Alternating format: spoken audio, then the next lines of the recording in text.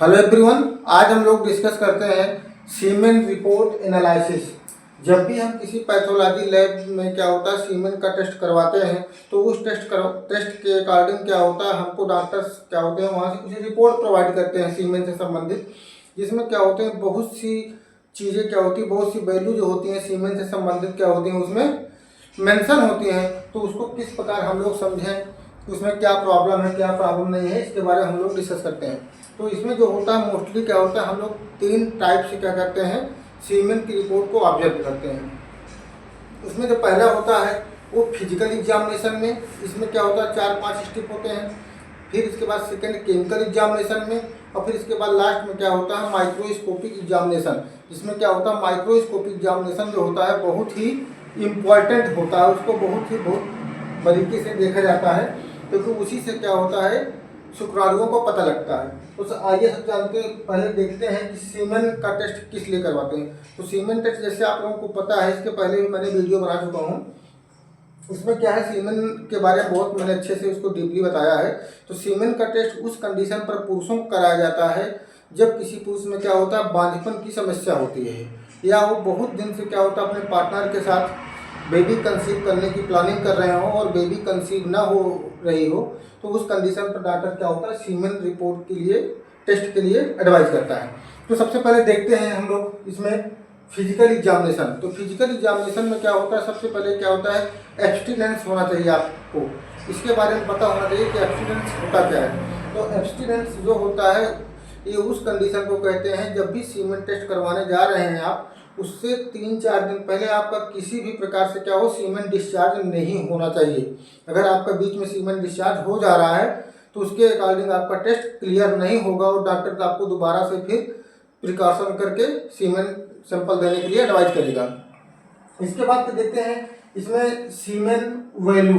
इसमें सीमेन वॉल्यूम कितना होना चाहिए, जैसे मैंने बताया कि सीमेन की मात्रा नॉर्मल पर्सन में कितना होना चाहिए, तो 3 से 5 ml मैंने आपको बताया है कि नॉर्मल होना चाहिए, इसको देखा जाता है। इसके बाद फिर सीमेन वॉल्यूम में, फिर इसके बाद ल्यूकिफिकेशन टाइम होता है।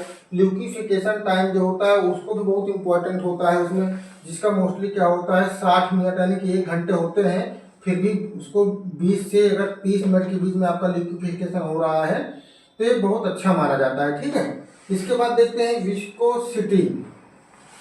जो विस्कोसिटी होता है इसका मतलब होता है कि सीमेन में चिपचिपाहट कितना है, यानी कि चिपचिपाहट को देखा जाता है। इसके बाद होता है ये अपीयरेंस का मतलब होता है कि इसमें कलर को देखते हैं कि ग्रे कलर का है कि व्हाइट कलर का है, इसको ऑब्जर्व करते हैं। ठीक है, तो ये आपके फिजिकल एग्जामिनेशन में आ जाता है। फिर इसके बाद जो होता है केमिकल एग्जामिनेशन होता है।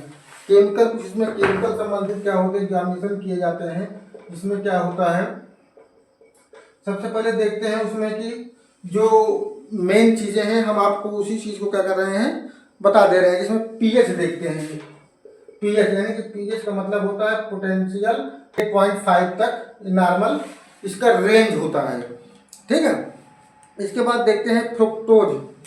एक इसमें फ्रैक्टोज होता है जो बहुत जरूरी होता है। फ्रैक्टोज जो होता है सीमेन में इसमें प्रेजेंट होना चाहिए। ठीक है, अगर प्रेजेंट है तब तो बहुत सही है, अगर इसमें एब्सेंट आ रहा है तो इसका मतलब है कि वो इसमें प्रॉब्लम है सीमेन में। इसके बाद फिर लास्ट में देखते हैं आपका माइक्रोस्कोपिक एग्जामिनेशन। जो माइक्रोस्कोपिक एग्जामिनेशन होता है वो बहुत ही इंपॉर्टेंट होता है, इसको बहुत अच्छे से आप लोग देखिए। माइक्रोस्कोपिक एग्जामिनेशन ये बहुत इंपॉर्टेंट होता है। तो माइक्रोस्कोपिक में सबसे पहले आप देखते हैं उसमें देखा जाता है कि स्पर्म काउंट, यानी कि स्पर्म काउंट ये होता है मिलियन में। ठीक है, फिर इसके बाद टोटल प्रोग्रेसिव स्पर्म। ठीक है, टोटल प्रोग्रेसिव स्पर्म। फिर इसके बाद देखिए फिर इसमें प्रोग्रेसिव होगा, प्रोग्रेसिव स्पर्म रिपोर्ट में आपका लिखा होगा। फिर इसके बाद लिखा होगा आपका नॉन प्रोग्रेसिव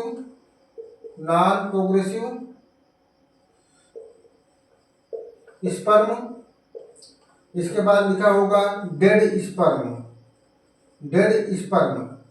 तो ये माइक्रोस्कोपिक के ऑप्शन है, इसको देखिए आप इसमें जैसे स्पर्म काउंट जो होता है मिलियन में होता है, यानी कितना मिलियन क्या है स्पर्म को काउंट किया गया है, टोटल मिलियन काउंट। यानी कि आप उसमें देखेंगे कि आपको जो प्रोग्रेसिव है, नॉन प्रोग्रेसिव है और डेड स्पर्म जो है सब का क्या होगा परसेंटेज उसमें देखा जाता है। ठीक है, टोटल परसेंटेज हम कहें तो स्पर्म का जो भी है उसमें जिंदा या मरे या नॉन प्रोग्रेसिव सब देखते हैं। इसके बाद फिर टोटल प्रोग्रेसिव स्पर्म, यानी कि कितने स्पर्म है जो क्रियाशील है, यानी कि बहुत तेजी से क्या कर रहे हैं वो मूवमेंट कर रहे हैं, जो कि बहुत ही अच्छे स्पर्म है। इसके बाद देखते हैं कि नॉन प्रोग्रेसिव स्पर्म को हम लोग स्लाइथी स्पर्म भी बोलते हैं, यानी कि इसका मतलब होता है कि आलसी, यानी कि जिंदा तो हैं, मूवमेंट तो कर रहे हैं मगर बहुत स्लो कर रहे हैं। ठीक है, इसके बाद फिर देखते हैं इसमें डेड स्पर्म, यानी कि मरे हुए कितने हैं, यानी कि पूरी तरीके से क्या है मरे स्पर्म कितने हैं। ठीक है, तो इसमें सब चीज़ों के तीनों को देखा जाता है। इसमें आपका देखते हैं प्रोग्रेसिव यानी कितने क्रियाशील, बहुत जो गतिशील है, जो अच्छे हैं। इसके बाद नॉन प्रोग्रेसिव यानी स्लाइथी स्पर्म जो है तो कहते हैं ना घर का ना घाट का है, तो मगर वो ज़्यादा किसी काम के नहीं है।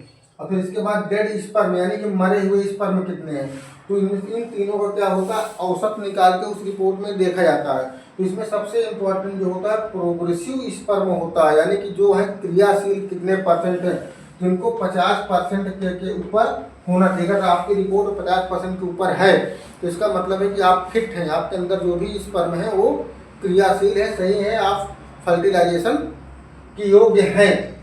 अगर 50% से कम हो, 20% हो, 30% हो, तो इसका मतलब है आपके अंदर स्पर्म क्या है कम क्रियाशील है, आपको ट्रीटमेंट की जरूरत होती है। ठीक है, इसके बाद माइक्रोस्कोपिक में और भी देखते हैं, जैसे कि पस देखते हैं, पस सेल। अगर स्पर्म में क्या है पस अगर मिले हुए हैं तो भी क्या होता है माइक्रोस्कोपिक में। और फिर आरबीसी देखते हैं, रेड ब्लड सेल, यानी कहीं आपके सीमेन में किसी प्रकार से ब्लड तो नहीं है जिसकी वजह से क्या हो रहा है वो सीमेन जो है सही से स्पर्म को ऑब्जर्व नहीं कर पा रहा हो। ठीक है, ठीक। केमिकल और माइक्रोस्कोपिक, फिजिकल में मैंने आपको बता दिया, माइक्रोस्कोपिक में मैंने बता दिया और केमिकल में बता दिया।